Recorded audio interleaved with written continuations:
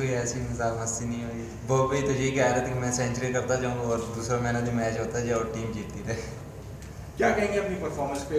तो मतलब जब से आप आए हैं, जब से पाकिस्तान टीम में एक एनर्जी लेकर आए हैं, चाहे वो बैटिंग हो, बॉलिंग हो, फील्डिंग हो, क्या ऐसी क्या चीज़ आपके अंदर है कि जो आपने टीम को एक ऐसा यूनिट बना दिया है कि नहीं, ये तो ओवरऑल पूरी टीम एफर्ट ही है। और मैं अपनी कोशिश यही करता हूँ कि जिस मैं एज ए ऑलराउंडर खेलता हूँ तो टीम में, तो मैं अगर मेरी टीम को बैटिंग की ज़रूरत है तो उस टाइम बैटिंग में परफॉर्म करूँ, अगर बॉलिंग में ज़रूरत है बॉलिंग में परफॉर्म करूँ।